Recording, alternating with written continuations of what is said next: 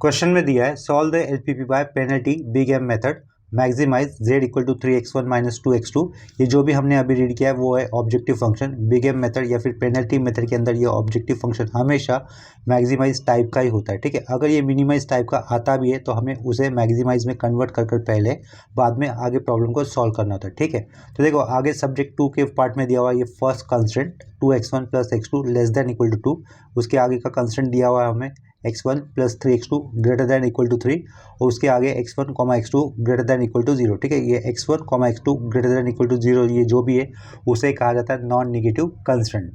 Big M method learn करने के लिए हर एक स्टूडेंट को सिंप्लेक्स मेथड ये आना ही चाहिए, या फिर एटलीस्ट सिंप्लेक्स मेथड में बेसिकली हम लोग क्या करते हैं ये आपको थोड़ा सा रफ आइडिया होना चाहिए।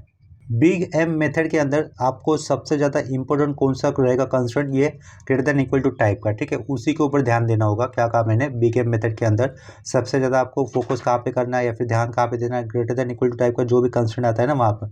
ये जो हमने यहाँ पर दिख रहा है ना greater than equal to type का कंस्ट्रेंट, वहाँ पर दो वेरिएबल आएंगे। ठीक है, एक वेरिएबल होगा सरप्लस वेरिएबल और दूसरा होगा आर्टिफिशियल वेरिएबल। इस सरप्लस वेरिएबल को हम लोग जब सेकेंड वाला कंस्ट्रेंट लिखेंगे तो उसको माइनस किया जाएगा। ठीक है, और यहाँ पर एक आर्टिफिशियल वेरिएबल हम लोग अपनी तरफ से कंसिडर करेंगे जिसे हम लोग कैपिटल ए से डिनोट करेंगे, उसे उसका कोएफिशिएंट 1 देके लिखा जाएगा, यानी कि इसमें ऐड किया जाएगा। तो देखो यहाँ पर हमें कितने कंस्ट्रेंट आए हुए दिख रहे हैं। ये पहला कंस्ट्रेंट दिख रहा है less than equal to type का और ये दूसरा कंस्ट्रेंट दिख रहा है greater than equal to type का। ठीक है, तो ये जो greater than equal to type का दिख रहा है उसके अंदर दो वेरिएबल हम लोग ऐड करेंगे अपनी तरफ से। दो कौन से होंगे, एक होगा स्लैक वेरिएबल, सॉरी स्लैक नहीं सरप्लस वेरिएबल होगा। ठीक है, और दूसरा होगा आर्टिफिशियल वेरिएबल। सरप्लस वेरिएबल भी डिनोट किया जाता है S1 S2 S3 से डिनोट किया जाता है। 1 2 3 are the numbers for first second और थर्ड कंस्ट्रेंट रिस्पेक्टिवली। ठीक है, उसी तरीके से capital A1 capital A2 capital A3 क्या हो जाएगा, वो आर्टिफिशियल वेरिएबल होगा जो कि पहले दूसरे तीसरे कंस्ट्रेंट के साथ आने वाला।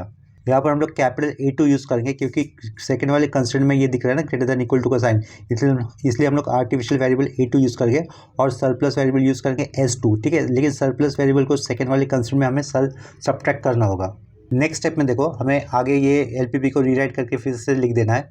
देखो यहाँ पर हेडिंग में लिखा हुआ है writing given LPP as follows. उसके बाद हम लोग क्या करेंगे, ये जो ऑब्जेक्टिव फंक्शन हमें दिख रहा है z इक्वल टू वो लिख देंगे। z इक्वल टू में ही लिखूंगा। z इक्वल टू क्या है हमें दिख रहा है पहले 3x1, तो ये 3x1 लिखा, माइनस 2x2 वो लिखा।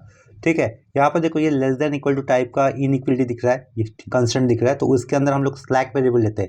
Slack variable S1 S2 S3 से डिनोट किया जाता है। तो ये फर्स्ट कंस्टेंट के अंदर जो स्लैक वेरिएबल होगा उसका नेमिंग होगा S1, लेकिन उसका कोएफिशिएंट ऑब्जेक्टिव फंक्शन के अंदर लिखते वक्त वो क्या लिखा जाता है, 0 लिखा जाता है। तो यहाँ पर मैं 0 S1 लूँगा।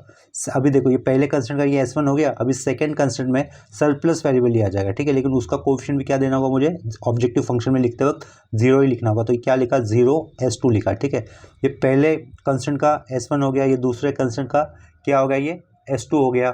इसके बाद सेकेंड कंस्टेंट के अंदर greater than equal to type का ये इनइक्वलिटी होने के कारण हमें क्या करना होगा, इस z वाले ऑब्जेक्टिव फंक्शन के अंदर माइनस m कैपिटल होगा, माइनस m कोएफिशिएंट देकर आर्टिफिशियल वेरिएबल लिखना है जो कि सेकेंड कंस्टेंट से आ रहा था। ठीक है, सेकेंड कंस्टेंट से आर्टिफिशियल वेरिएबल आ रहा था, इसके कारण हम लोग उसकी नेमिंग करेंगे A2 करेंगे, कैपिटल A2 लिखेंगे। ठीक है, इस m को ठीक से लिख लेता हूँ, ये कैपिटल M था और कैपिटल M के आगे क्या लिखा हम लोगों ने, A2 लिखा है। A2 मतलब क्या है, ये आर्टिफिशियल वेरिएबल है और 2 का मतलब कि क्या बता रहा है, ये सेकंड वाले कंस्टेंट से आया हुआ है। ठीक है, सेकंड वाले कंस्टेंट में आपको greater than equal to type का इनइक्वलिटी दिख रहा है। ठीक है, इतना क्लियर हो गया ये फर्स्ट स्टेप कैसे लिखा हम लोगों ने ऑब्जेक्टिव फंक्शन को। इसके बाद हम लोग इसे नंबर कर लेते हैं। चलो ये हो गया मेरा पहला नंबर। इसके बाद मुझे अभी फर्स्ट कंस्टेंट लिखना है। फर्स्ट कंस्टेंट कैसा है, less than equal to type का है, तो उसके अंदर हमें स्लैक वेरिएबल ऐड करना होगा। ठीक है, स्लैक वेरिएबल S1 आएगा और जिसका कोएफिशिएंट S1 का कोएफिशिएंट कितना होगा, 1 होगा। ठीक है, तो देखो ये हम लोग सिंप्लेक्स मेथड में करते थे। तो ये 2x1 लिखा प्लस x2 लिखा, इसके बाद मुझे S1 लिखना, लेकिन S1 का कोएफिशिएंट मैं 1 रखूँगा। इसके बाद मुझे 0 S2 लिखना होगा। ठीक है, और इसी के अंदर हमें आर्टिफिशियल वेरिएबल भी जोड़ना होगा। आर्टिफिशियल वेरिएबल जो कि कहाँ से आ रहा था, सेकंड वाले कंस्टेंट से आ रहा था। ठीक है, यहाँ पर greater than equal to type का इनइक्वलिटी होने के कारण तो हमें ये फर्स्ट कंस्टेंट लिखते वक्त, फर्स्ट कंस्टेंट को लिखते वक्त वहाँ पर आर्टिफिशियल वेरिएबल भी लिखना है, लेकिन आर्टिफिशियल वेरिएबल आ रहा है सेकंड कंस्टेंट में, इसके कारण वहाँ पर अभी फर्स्ट वाले कंस्टेंट में उसका कोएफिशिएंट कितना लिखेंगे हम लोग, 0 लिख देंगे। यहाँ पर क्या लिखूँगा, 0 A2 लिखूँगा और इक्वल टू के सामने क्या लिखना है मुझे, ये 2 लिख देना है। ठीक है, अभी सेकेंड वाले कंस्टेंट पे ध्यान दो। तो यहाँ से क्या आएगा, ये पहले तो x1 आएगा, उसके बाद ये क्या आएगा, 3x2 आएगा। 3x2 आने के बाद देखो सेकेंड वाला कंस्टेंट है, सेकेंड वाले कंस्टेंट में जो सरप्लस वेरिएबल आता है जिसका कोएफिशिएंट माइनस देना होता है। ठीक है, तो S1 का कोएफिशिएंट कितना होगा, यहाँ पर 0 होगा और S2 आएगा सेकेंड कंस्टेंट का सरप्लस वेरिएबल S2, जिसका कोएफिशिएंट हमें क्या देना होगा, -S2 देना होगा। आगे प्लस हो गया, और इस सेकेंड वाले कंस्टेंट के अंदर ही हम लोगों ने आर्टिफिशियल वेरिएबल लिया था ना A2 नाम का, तो वो मुझे क्या दिखाना है, प्लस दिखाना है, यानी कि उसका कोएफिशिएंट क्या रखना होगा, 1 रखना होगा। ठीक है, इक्वल टू के सामने हम लोग क्या लिख देंगे, अभी ये 3 लिख देंगे। लास्ट में जो लिखा है ना x1, x2, इसकी कोई रिक्वायरमेंट नहीं है लिखने की, वो नहीं लिखना होता है। इसे हम लोग नंबर कर लेंगे। ये दूसरा वाला हो गया इक्वेशन, ये मेरा हो गया तीसरा इक्वेशन। ठीक है, नेक्स्ट स्टेप में क्या करोगे, अभी जो आपको तीसरा इक्वेशन दिख रहा है ना, उसको आप लोग m से मल्टीपल कर दोगे। तीसरे इक्वेशन को m से मल्टीपल करते वक्त ये जो इक्वल टू के आगे 3 दिख रहा है ना, हमें उसे इक्वल टू के पीछे लेके आना होगा। ठीक है, मतलब मैं क्या करूँगा, इक्वेशन 3 को m से मल्टीपल करूँगा, और बाय डिफ़ॉल्ट ये जो इक्वल टू के आगे लिखा हुआ है, मैं लिखते वक्त वो इक्वेशन लिखते वक्त पीछे लिखूँगा, यानी कि मैं पीछे क्या लिखूँगा, -3m लिख दूँगा। ठीक है, तो देखो अपनी नेक्स्ट स्टेप कैसे हो जाएगी। हम लोग क्या कर रहे हैं, इक्वेशन नंबर 3 को m से मल्टीपल कर रहे हैं, तो ये क्या लिखा, mx1 plus 3 times of mx2। m से मल्टीपल करने पर कितना होगा, 0 होगा, तो इसको 0s1 ही लिख लेता हूँ, इसको -m(s2) लिख देता हूँ, इसको कैपिटल M A2 लिख देता हूँ। ये -3m कर दिया, जैसे कि पहले बताया था, इक्वल टू के आगे वाला मैं m से मल्टीपल करूँगा, लेकिन इक्वल टू के आगे जो भी पार्ट रहेगा मैं पीछे लेके आऊँगा। ठीक है, अभी सामने कुछ नहीं, तो हम लोग क्या लिख सकते हैं, इसको 0 लिख सकते हैं। इसे मैं इक्वेशन नंबर 4 से रिप्रेजेंट कर लेता हूँ। ये हो गया मेरा इक्वेशन नंबर 4। अभी नेक्स्ट स्टेप में आपको क्या करना है, इक्वेशन 1 और 4 को ऐड कर देना है। जस्ट वैसे लिख लेते हैं, एडिंग इक्वेशन 1 एंड 4। ठीक है, तो देखो इक्वेशन 1 और 4 को ऐड करने पर लाइक वेरिएबल एक साथ आ जाएंगे। ठीक है, जिनमें लाइक वेरिएबल कॉमन आएंगे उनके कोएफिशिएंट ऐड किए जाएंगे। लेफ्ट साइड में क्या होगा, z होगा, तो ये लेफ्ट साइड का z लिखा, इक्वल टू पुट कर दिया। यहाँ पर ये आपको क्या दिख रहा है, 3x1 mx1 के साथ ऐड होने पर क्या आएगा, कॉमन बार x1 आएगा। ब्रैकेट के अंदर क्या लिख सकते हैं हम लोग, 3 + m लिख सकते हैं। साइड में क्या आएगा, x1 आएगा। अभी यहाँ पे ध्यान दो, -2x2 लिखा हुआ है, यहाँ पर नीचे वाला 3mx2 लिखा हुआ है। तो ठीक है, तो ये प्लस लिखा मैंने, ब्रैकेट में क्या लिखा, -2 + 3m, ये अंदर रखा ब्रैकेट के अंदर, साइड में x2 कॉमन बाहर निकला। ठीक है, यहाँ पर देखो s1 का कोएफिशिएंट कितना है, s1 का 0 है, s1 का 0, तो हम लोग उसे 0s1 ही लिखते थे। ठीक है, तो आगे क्या लिखा, 0s1 लिख दिया। उसके बाद यहाँ पर ms2 -m है कोएफिशिएंट, वहाँ पर s2 का 0, तो क्या होगा, s2 तो एक ही रहेगा ना, s0 में कुछ भी ऐड करो क्या होता है, वही टर्म होता है। तो क्या लिखूंगा मैं यहाँ पर, -ms2 लिख दूंगा। ठीक है, उसके आगे देखो, ये +ma2, ये -ma2 कैंसिल हो जाएगा। ठीक है, तो यहाँ पे क्या बचेगा, -3m बचेगा, वो -3m हम लोग लिख देंगे इधर। ठीक है, अभी हमें क्या करना है नेक्स्ट स्टेप में, ये z इक्वल टू के आगे जो भी लिखा हुआ हमने उसे हमें लेके आना है लेफ्ट साइड, यानी कि z के पीछे, इक्वल टू के पीछे लेके आना है। सिर्फ इक्वल टू के आगे आपको -3m वाली वैल्यू का रखना है, बाकी के जितने भी वेरिएबल दिख रहे हैं उसको लेफ्ट साइड में लेके आना है। तो वो अगर लेफ्ट साइड लेके आते हैं तो देखो सिर्फ ब्रैकेट वाले टर्म माइनस हो जाएंगे, यानी कि कैसा होगा, z हो जाएगा, माइनस ऑफ, ये प्लस का ब्रैकेट दिख रहा है तो कैसा होगा, माइनस होगा। यहाँ पे क्या लिखूंगा, 3 + m, साइड में क्या लिखना है मुझे, x1। ठीक है, ये पूरा ब्रैकेट, अगर ये पूरा ब्रैकेट पीछे आता है तो क्या हो जाएगा, -2 + 3m होगा, और ये साइड में क्या लिखूंगा, x2। अगर ये 0 वाला टर्म पीछे आता है तो क्या होगा, 0 ही होगा, तो उसको मैं +0s1 लिखता हूँ। 0 में प्लस साइन दो या फिर माइनस साइन दो, उससे कोई फर्क नहीं पड़ेगा। अब ये -ms2 दिख रहा है इक्वल टू के आगे होने पर, अगर वो पीछे लेके आता तो क्या बनेगा, +ms2 बनेगा। ठीक है, -3m हमें इक्वल टू के सामने ही रखना, तो ये इक्वल टू के सामने में क्या लिखूंगा, -3m ही रखूंगा। इसके बाद हमें टेबल फॉर्म करना होता है। टेबल फॉर्म करते हुए हम लोग ऐसा भी लिख सकते हैं, राइटिंग टेबल एज फॉलोज, या फिर जस्ट सिंपली लिख सकते हैं सिंप्लेक्स टेबल। देखो यहाँ पर सिंप्लेक्स टेबल लिखने के बाद जो रिक्वायर्ड कॉलम मुझे होंगे टेबल के अंदर, वो मैंने यहाँ पर लिख दिए। पहले कॉलम में लिखा नंबर ऑफ इटरेशन, उसके आगे लिखा हुआ बेसिक वेरिएबल, उसके आगे लिखा हुआ कोएफिशिएंट ऑफ, और नीचे वेरिएबल्स लिखा हुआ x1 x2, ये सरप्लस वेरिएबल, ये स्लैक वेरिएबल s1 क्योंकि ये हमने ऐड किया था, ये सरप्लस वेरिएबल s2। ठीक है, और यहाँ पे लिखा है a2 artificial variable second consent से आया हुआ, उसके आगे लिखा हुआ है RHS, और उसके आगे हम लोगों ने कॉलम बनाया है रेशियो के लिए। ठीक है, तो ये लाइन इस तरीके से ड्रॉ करने के बाद आपको यहाँ से फिर से एक लाइन ड्रॉ करनी है। बेसिक वेरिएबल हम लोग पहले लिखेंगे z लिखेंगे, और z के साइड में 0 ही लिखेंगे। नंबर ऑफ इटरेशन हमेशा 0 से स्टार्ट होगा। ठीक है, तो देखो अभी z के रो में हमें क्या क्या लिखना है। जो लास्ट हम लोगों ने चेंजेस किए थे ना, equation number 1 minus equation number ये एडिंग 1 and 4 करने पर, लास्ट वाला एडिंग 1 and 4 करने के आगे भी हमने एक स्टेप किया था ना, आगे इक्वल टू के आगे वाला पार्ट हमने पीछे लिया था। तो वहाँ पर जो x1 x2 x3 के कोएफिशिएंट आएंगे, x3 नहीं था, x1 x2 के जो भी कोएफिशिएंट आएंगे वो हमें यहाँ पर लिख देने होंगे। ठीक है, तो देखो यहाँ से क्या लिखूंगा, x1 का कोएफिशिएंट क्या दिख रहा है आपको, -3 + m दिख रहा है ना, तो वो माइनस अंदर डालकर मैं क्या लिख सकता हूँ, -3 माइनस m लिख सकता हूँ। समझा ये आपको x1 का कोएफिशिएंट। उसके बाद ये माइनस साइन अंदर दे के मैं यहाँ पर x2 का कोएफिशिएंट लिख सकता हूँ। तो यहाँ पर अगर ये माइनस साइन अंदर जाएगा तो ये कितना हो जाएगा, +2, ठीक है, +2 माइनस माइनस +2 और ये -3m होगा, ठीक है, -3m होगा। उसके बाद यहाँ पर तो 0 ही था, ये 0 लिखा हमने, ठीक है। ये देखो ये प्लस साइन कैसा था, प्लस था, तो यहाँ पे क्या लिख दोगे आप लोग, +m लिखोगे।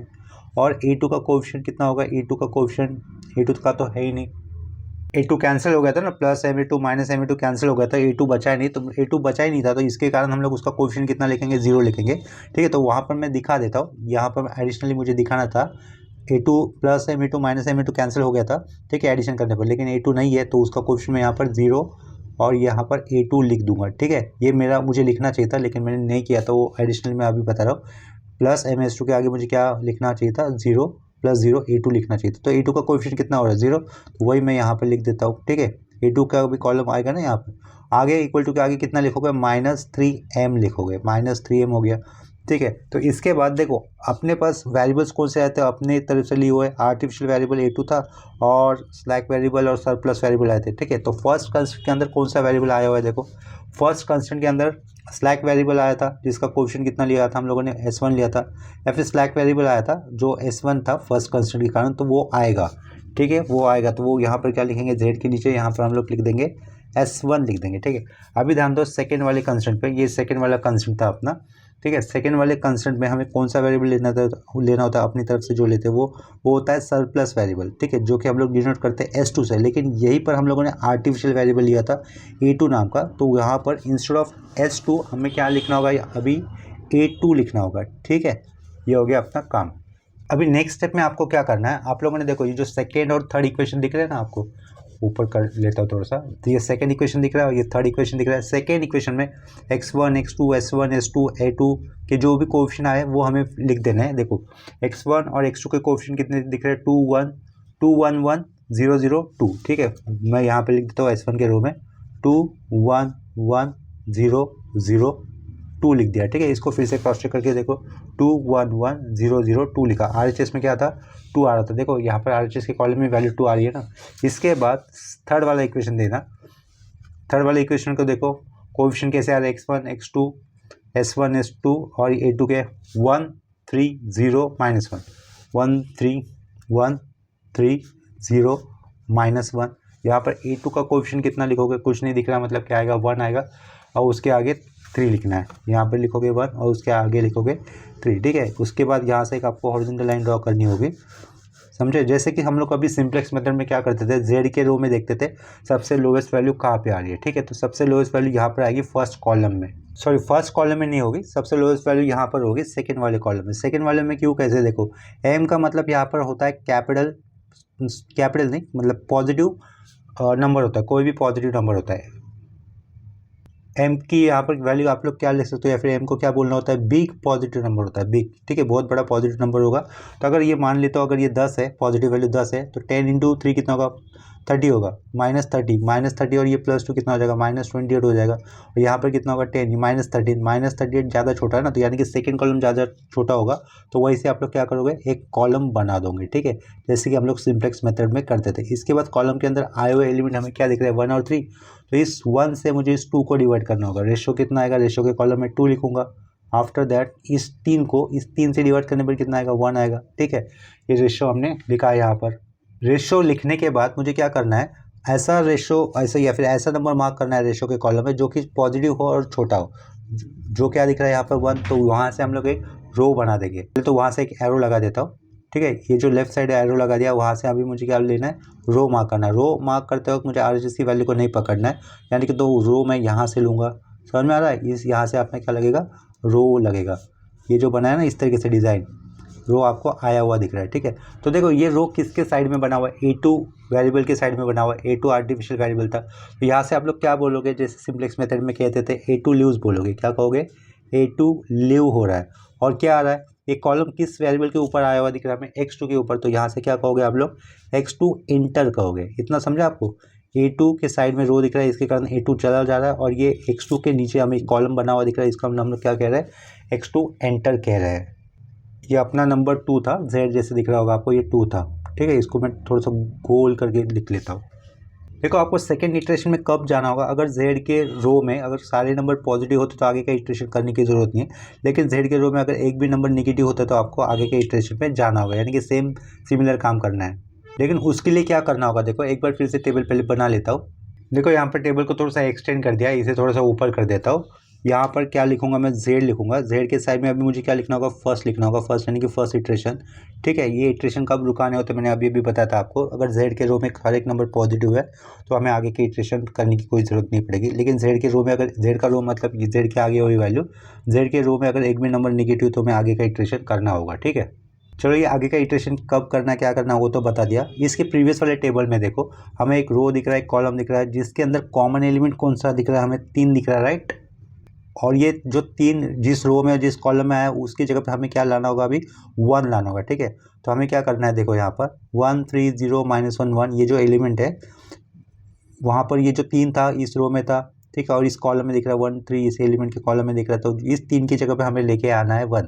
क्या कहा, इस 3 की जगह पे हमें लेके आना है 1। और ये 3 किस रो में था, A2 के साइड में था, तो यहाँ से हम लोगों ने बोल दिया था A2 यूज़ हो रहा है, उसकी जगह पे क्या आ रहा है, X2 आ रहा है। तो पहले मैं ये लिख लेता हूँ, जेड रेग लिखा एज इट इज़, ये S1 मुझे लिखना होगा एज इट इज़, ठीक है। उसके नीचे मुझे क्या लिखना है, ये A2 जा रहा है, क्या लिखना है मुझे, X2 आ रहा है, ये इससे लिखना होगा, ठीक है। अभी हम लोग क्या करेंगे, इस X2 के रो में मुझे चेंजेस दिखाने, इस 3 की जगह पे 1 लेके आना है। क्या कहा, इस 3 की जगह पे 1 लेके आना है। वो कैसे होगा, अगर हम लोग इस रो को 3 से डिवाइड कर देंगे तो अपना काम बन जाएगा। तो 1 डिवाइडेड बाय 3 क्या रहेगा, 1/3, 3 डिवाइड बाई 3 ये 1 जो कि अपने काम का है, 0 डिवाइड बाई 3 0 होगा, -1 divide by 3 -1/3, 1 divided by 3 1/3, 3 gets divide by 3 कितना होगा, 1 होगा, ठीक है। इतना अभी देखो इसके आगे का स्टेप बहुत इंपॉर्टेंट है। ये जो 1 हम लोगों ने ला दिया है ना X2 के रो में, यही 1 यूज़ कर हमें S1 के रो में उसी के कॉलम में 0 लेके आना है, ठीक है। तो देखो S1 में यहाँ पर तो ऑलरेडी 1 लिखा हुआ है, ये यहाँ पर 0 लाने के लिए मुझे क्या यूज़ करना है, X2 का ये वाला 1। तो ऑपरेशन कैसे होगा, सीधा सीधा दिस 1 माइनस दिस 1।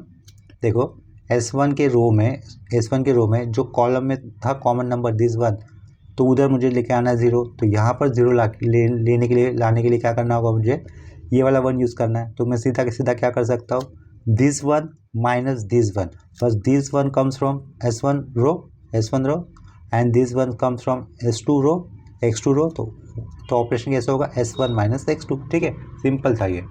तो S1 में देखो फर्स्ट नंबर क्या दिख रहा है आपको, 2 दिख रहा है, 2 माइनस क्या किया जाएगा, 1 - 3 किया जाएगा, क्योंकि ऑपरेशन वही बन रहा था ना, S1 माइनस X2 बन रहा है। तो 2 माइनस कितना करना था मुझे, 1/3 करना था। वो रिजल्ट कितना आ रहा है, 5/3। तो यहाँ पर मैं क्या लिखूँगा, 5/3 लिखूँगा, ठीक है। ये 5/3 लिखा, यहाँ पर 0 हो रहा था, 0 किया हमने। यहाँ पर देखो 1 माइनस कितना होगा, 0, 1 माइनस 0 कितना होगा, 1 ही होगा। उसके बाद 0 माइनस कितना होगा, -1/3 कितना होगा, +1/3।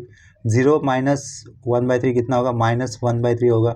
2 माइनस 1 कितना होगा, ये 1 हो जाएगा, ठीक है। इतना समझा आपको। अभी इसके आगे का स्टेप और भी इम्पोर्टेंट है, ठीक है। जैसे कि हम लोगों ने X2 के रो में यहाँ पर 1 लाया था, अभी ये 1 जिस कॉलम में आया था उस कॉलम में हमें 0 ला देने, उसके ऊपर हमने 0 लाया था।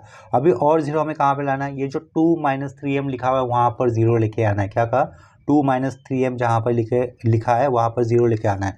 तो वो कैसे लिखा जाएगा, वो कैसे लाएंगे हम लोग, जिसके लिए हमें X2 का ये वाला 1 यूज़ ही करना है। क्या कहा, 2 - 3m की जगह पे हमें लेके आना है 0। ये 0 यहाँ पर 0 लाते वक्त हमें ये X2 का ये वाला 1 यूज़ ही करना है। तो देखो यहाँ पर Z के रो में जहाँ पर हमें 0 लेके आना वो वाला नंबर कौन सा है, 2 - 3m। तो वो पहले लिखा उन्होंने 2 - 3m लिखा एक ब्रैकेट में।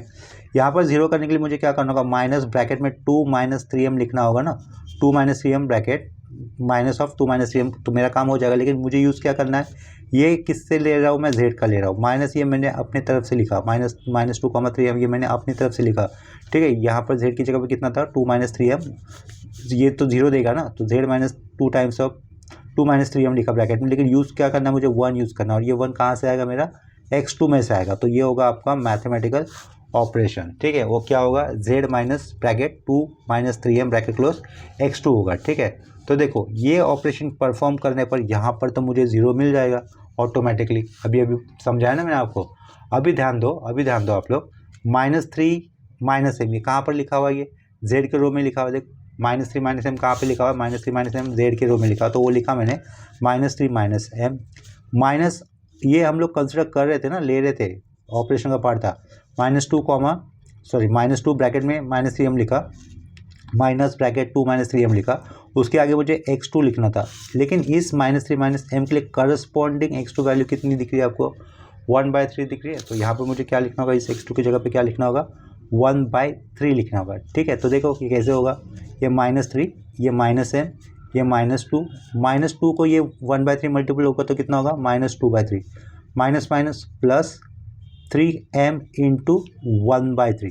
देखो 3 3 कैंसिल, प्लस m ये -m कैंसिल, -3 -2/3 होगा। कितना होगा? -3 -2/3 कर देते, रिजल्ट कितना होता है? -3 -2/3 कितना आया? -11/3। ठीक है, तो मुझे यहाँ पे क्या लिखना है अभी? -11/3। इसका मतलब हमें नेक्स्ट इटरेशन करना ही होगा, क्योंकि z के रो में एक तो नंबर निगेटिव आ गया है। ठीक है, अभी देखो अपना मैथमेटिकल ऑपरेशन क्या माना था? ये सिंप्लीफिकेशन के लिए z माइनस ब्रैकेट 2 -3m और ये x2 वैल्यू। अभी यहाँ पे z की वैल्यू कितनी है? देखो 0 है, z की वैल्यू 0, माइनस में ये लिखूंगा 2 -3m लिखूंगा, और इस 0 के लिए करस्पॉन्डिंग x2 वैल्यू कितनी दिख रही है हमें? 0। तो यहाँ पे क्या आएगा? 0 ही आएगा। ठीक है, ये 0 लिख दिया। अभी यहाँ पर वैल्यू क्या लिखी हुई है? z में m लिखी हुई है। तो मैं यहाँ पर देखो रफ पेज पे दिखाता हूँ, ये m लिखा मैंने, इधर m लिखा, माइनस ऑपरेशन, ये z का मैंने m लिखा, z के रो में जो m वैल्यू थी, देखो इधर z के रो में ये m वैल्यू थी, तो वो m वैल्यू मैंने यहाँ पे लिखी। ये हम लोग ले रहे थे अपने से क्या, वो ब्रैकेट के अंदर 2 -3m, और इस m के लिए करस्पॉन्डिंग x2 देखो कितना दिख रहा है आपको? इस m के लिए करस्पॉन्डिंग x2 कितना दिख रहा है आपको?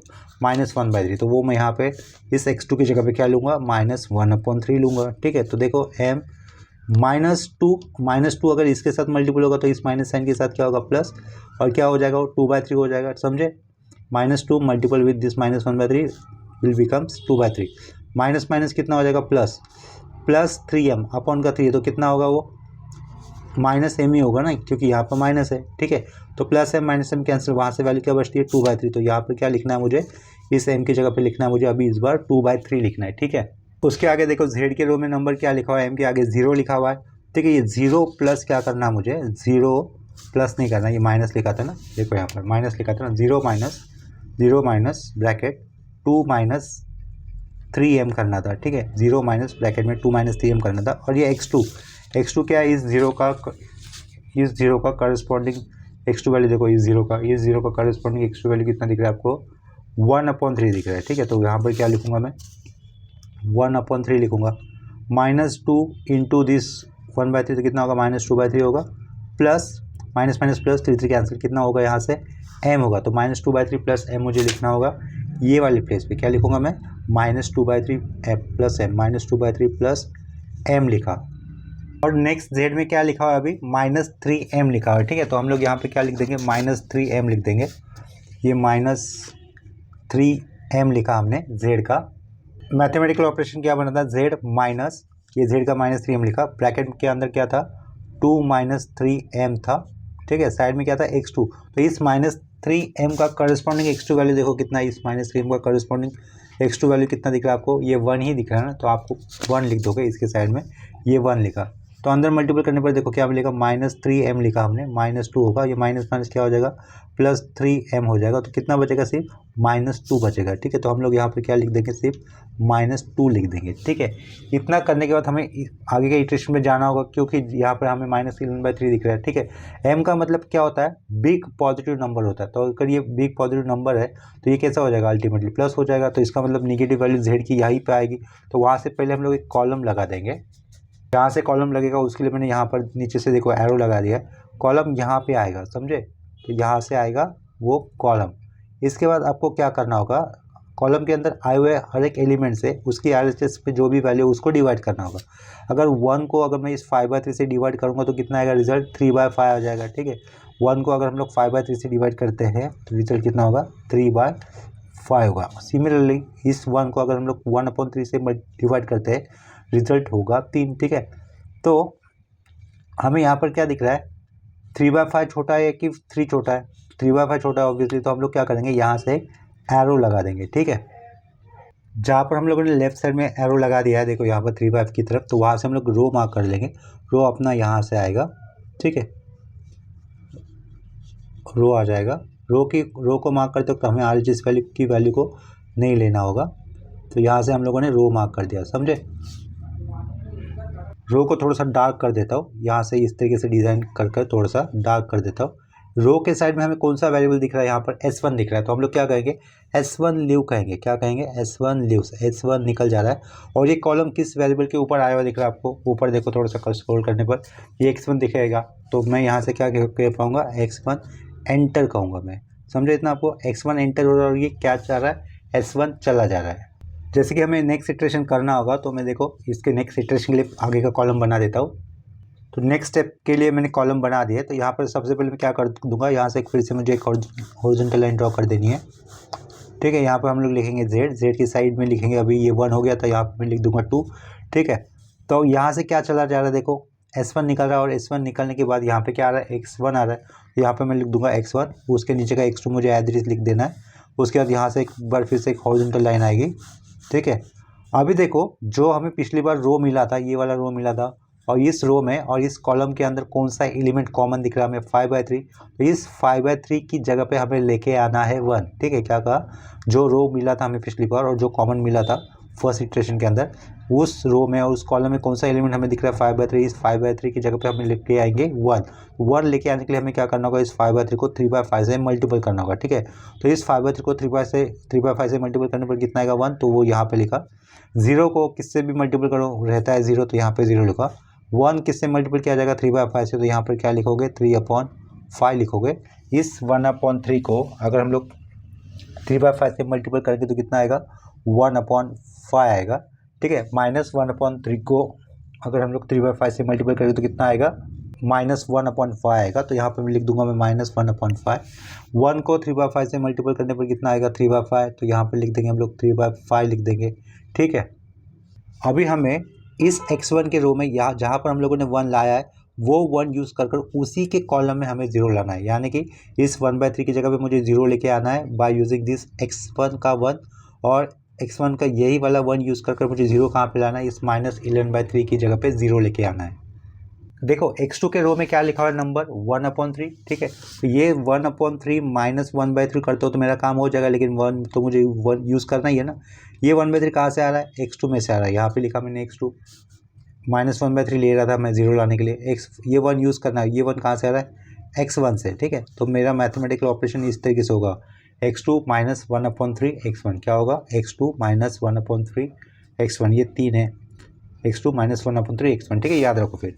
तो यहाँ से 0 तो आएगा, ठीक है। उसके आगे देखो हम लोगों ने ऑपरेशन क्या बनाया था, X2 -1/3 X1 बनाया था ना। तो आगे देखो नंबर हम लोगों ने X2 में क्या नंबर लिखा हुआ है, यहाँ पर 1 लिखा हुआ है। 1 -1/3 टाइम्स ऑफ X1 कितना होगा, ये 1 ही होगा। 0 -1/3 टाइम्स ऑफ X1 कितना आएगा, ये -1/5 होगा, ठीक है। यहाँ पर देखो नंबर क्या लिखा हुआ है, ये -1/3 लिखा हुआ है। -1/3, ये -1/3 माइनस फिर से 1/3 1/3 इंटू करस्पॉन्डिंग, इसका करस्पॉन्डिंग X1 वैल्यू कितनी है, 1/5। तो यहाँ पर मैं लिख दूंगा 1/5, ठीक है। वैल्यू कितनी हो रही है, -2/5। तो यहाँ से लिखना है मुझे -2/5 लिखना है। यहाँ पर वैल्यू कितनी दिख रही है हमें, 1/3, ठीक है। 1/3 -1/3 करना होगा, 1/3 -1/3 किया, लेकिन इसका करस्पॉन्डिंग X1 मुझे यूज़ करना है। इस 1/3 का करस्पॉन्डिंग X1 वैल्यू कितनी है, -1/5, ठीक है। तो ये माइनस पुट कर दिया सीधा सीधा, वैल्यू कितनी आई, 2/5। तो यहाँ पे क्या लिखूंगा मैं, 2/5 लिख दूंगा। RHS में भी सिमिलरली काम करोगे, ये 1 लिखा हमने, ठीक है। 1 -1/3 टाइम्स ऑफ साइड का कितना दिख रहा है, X1 के आगे हमें X1 के करस्पॉन्डिंग 3/5, ठीक है। तो यहाँ पर मैं क्या कर दूंगा, 3/5 कर दूंगा। वो वैल्यू होगी 3/5, वो वैल्यू होगी 4/5, ठीक है। तो यहाँ पे वैल्यू कितनी मिलती है, 4 में 4/5 वैल्यू मिलेगी हमें। सिमिलरली अभी हमें X1 का ये वाला 1 यूज़ करके कहाँ पे 0 लाना है, Z के रो में जहाँ पर -11/3 लिखा हुआ था वहाँ पर 0 लेके आना है, ठीक है। तो देखो -11/3 ये नंबर कहाँ पे लिखा हुआ है, Z के रो में लिखा हुआ, तो Z के रो में लिखा हुआ -11/3, वहाँ पर 0 कैसे हो सकता है, +11/3 करने पर, यानी कि Z में क्या था, -11/3 था, आगे +11/3 करने से मेरा काम बनेगा, लेकिन 1 तो यूज़ करना है, और ये 1 कहाँ से लेके आना है आपको, X1 से लेके आना है। तो इस तरीके से होगा आपका मैथमेटिकल ऑपरेशन, क्या होगा वो, जेड प्लस 11/3 x1, ठीक है। तो इस कॉलम में तो जीरो आएगा ना, इधर -11/3 की जगह पे, तो वो यहाँ पर डायरेक्टली जीरो लिखा। जेड के रो में आगे नंबर क्या लिखा हुआ है, जीरो। अपना ऑपरेशन क्या बना था, 0 + 11/3 x1। इस जीरो का करस्पॉन्डिंग x1 कितना है, जीरो ही है, तो यहाँ पर क्या लिखोगे, जीरो लिखोगे। आगे जीरो है, 0 + 11/3 कितना है, इस 3/5, तो कितना होगा, 11/5 होगा यहाँ पर। ये तीसरे नंबर पे क्या होगा, 11/5 होगा। ये कैंसिल कर देता हूँ। नेक्स्ट जेड के रो में नंबर क्या लिखा हुआ है, यहाँ पर 2/3 लिखा हुआ है, तो मैं क्या करूँगा, यहाँ पर 2/3 कर दूंगा, ठीक है। ये 2/3 किया हमने, प्लस 11/3 करना था, प्लस 11/3 भी कर दिया, ठीक है। इंटू क्या होगा, x1। इस 2/3 का करस्पॉन्डिंग x1 वैल्यू कितना दिख रहा है आपको, 1/5। देखो इस 2/3 का, ये जो 2/3 लिखा हुआ है ना, 2/3 का करस्पॉन्डिंग x1 वैल्यू कितनी, 1/5। तो कैलसी पे इंटू 1/5 कर देंगे, 1/5। तो वैल्यू कितनी हो रही है, देखो 7/5 हो रही है। तो यहाँ पे मैं क्या लिखूँगा, 7/5 लिख दूंगा, ठीक है। आगे देखो ये नंबर क्या लिखा हमने, -2/3 + m। m is the positive number, ठीक है, m is the positive number. इसका करस्पॉन्डिंग x1 वैल्यू कितना है, -1/5, ठीक है। तो वो कैसे करना है मुझे, देखो यहाँ पर वो m होने के कारण मैं पेपर में कर देता हूँ। इधर देखो -2/3 + m किया, जेड का वैल्यू हो गया, प्लस 11/3 किया, इंटू x1 करस्पॉन्डिंग कितनी है वैल्यू, -1/5, ठीक है, इंटू -1/5 कर दिया, ठीक है। तो देखो यहाँ पर -2/3, ये m ब्रैकेट के अंदर था, उसको ब्रैकेट को खोल दिया। इनका कितना होगा, माइनस क्या होगा, -11/5 3 15 ना, ये 15 होगा। इन दोनों माइनस नंबर का हम लोग एडिशन कर देते हैं। ये जो दो नंबर दिखा है उनका एडिशन करने पर वैल्यू होगी -7/5, ठीक है। तो यहाँ पर क्या होगा, -7/5 होगा, प्लस m भी आएगा, ठीक है, प्लस m भी आएगा, ठीक। अभी RHS वाला वैल्यू देखो यहाँ पर क्या लिखा है, -2, ठीक है, -2 लिखूंगा मैं इधर, -2। ऑपरेशन क्या बन रहा था, 11 अपॉन कितना आया था, 3 आया था, इंटू करस्पॉन्डिंग इस -2 का करस्पॉन्डिंग x1 वैल्यू कितना दिख रहा है आपको, 3/5, इंटू क्या करूँगा, 3/5 कर दूंगा, ठीक है। 3 3 कैंसिल, 11/5 होगा, ठीक है। तो ये -2 लिखा, प्लस 11/5 लिखा, ये -10, आंसर कितना होगा, 1/5 होगा, ठीक है। यहाँ पर मैं कितना आ रहा है फिर आंसर, 1/5 आ रहा है, वो लिखा मैंने। पेज को सीधा कर देता हूँ, देखो यहाँ पर, ठीक है। तो अभी देखो जेड के रो में हमें सारी वैल्यूज हमें प्लस मिल रही है, वो कैसे, m का मतलब क्या होगा, बिग पॉजिटिव नंबर होगा। m का मतलब बहुत बड़ा पॉजिटिव नंबर है, जिसके अंदर से -7/5 करता हो तो क्या होगा, रिजल्ट प्लस ही होगा। इसका मतलब जेड के रो में सारे नंबर कैसे आ रहे, प्लस आ रहे, ठीक है। तो यही से हमें फाइनल आंसर मिल जाएगा। लास्ट आगे की इटरेशन नहीं करने, तो यहाँ से हमें x1 की वैल्यू कितनी मिल रही है, 3/5, तो हम लोग लिख देंगे z कितना आ रहा है, और z की वैल्यू कितनी आ रही है, 1/5। यहाँ पे मैं लिख दूंगा z मैक्सिमम कितना होगा, 1/5 होगा। x1 की वैल्यू कितनी होगी आपके पास, 3/5 होगी, और ये x2 की वैल्यू कितनी मिलेगी हमें, 4/5 होगी, ठीक है। यहाँ पर अपना आंसर कंप्लीट हो जाता है। अगर हम लोग चाहते तो इसे क्रॉस चेक कर सकते हैं। x1 कितना मिला देखो, 3/5, x2 मिला है 4/5, और z कितना मिला है, z मैक्स 1/5। चेक कर लेता हूँ, 3/5 4/5 x1 x2 का रिस्पेक्टिवली है। ऊपर देखो क्वेश्चन लाता हूँ, क्वेश्चन में क्या दिख रहा है हमें, 3/5 था, ये 4/5 था। चेक करते हैं, देखो यहाँ पर ये 3 कांस्टेंट लिखा, x1 की value into 3/5 minus 2 times of x2 की वैल्यू 4/5, z मिलना चाहिए था हमें 1/5 मिल रहा है, ठीक है। इसका मतलब हमने जो भी सम सॉल्व किया वो अपना राइट है। देखो इनिशियली बिग एम मेथड आपको थोड़ा सा कॉम्प्लिकेटेड लगेगा। कहाँ पर कॉम्प्लिकेटेड हो सकता है, ये यहाँ पर एलपीपी को फॉर्म करते हो, रीराइट करते हो, तो उधर ही थोड़ा सा डिफिकल्ट होगा। वो एक बार सीख लिया तो आगे का पार्ट, ये जो टेबल का पार्ट है वो बहुत इजी होता है, सिंप्लेक्स मेथड जैसा ही है बिल्कुल। टेबल वाला काम बिल्कुल सिंप्लेक्स मेथड है। सिर्फ मेन काम क्या होगा आपका यहाँ पर होगा, ठीक है। जब inequality less than equal to type कोई टेंशन है ही नहीं, ठीक है। जब greater than equal to type की इनइक्वलिटी होती है तभी जाकर आपको सरप्लस वेरिएबल लेने होते हैं, और ये आर्टिफिशियल वेरिएबल लेने होते हैं। जितने नंबर पे वो कंस्टेंट आया हुआ है उतने नंबर का आपको सरप्लस वेरिएबल डिनोट करना होगा। यानी कि सेकंड पे आया तो आप लोग सरप्लस वेरिएबल s2 से डिनोट करेंगे, वहीं पे एक आर्टिफिशियल वेरिएबल लेना होता है जिसे हम लोग a2 से डिनोट करेंगे, ठीक है। तो सिर्फ ये वाले पार्ट की आपको ज़्यादा प्रैक्टिस करनी है बिग एम मेथड कर लिखते वक्त, ये वाला पार्ट हो जाता है, ठीक है। तो आप लोग टेबल बना के आगे का सिंप्लेक्स मेथड के हिसाब से ईजिली कर सकते हो। सिंप्लेक्स मेथड अगर आपको आता है तो आप लोगों को बिग एम मेथड भी आ जाएगा थोड़ा सा यहाँ पर काम करने के बाद। और ड्यूल सिंप्लेक्स मेथड तो बहुत ही इजी होता है। सिंप्लेक्स मेथड के बाद आप लोग इजीली ड्यूल सिंप्लेक्स मेथड समझ सकते हो, ठीक है। मतलब उसके भी मार्क्स आपको कम्प्लीटली मिल जाएंगे। अगर ये प्रॉब्लम आपको किसी भी स्टेप में कॉम्प्लिकेटेड लगा होगा तो थोड़ा सा उसको पॉज करके फिर से देखना स्टेप को, या फिर इसका अपना वीडियो का स्पीड कम रखो, कम स्पीड पे इसे देखना, 2-3 बार देखना, वो पॉइंट आपका अच्छी तरीके से क्लियर हो जाएगा, ठीक है।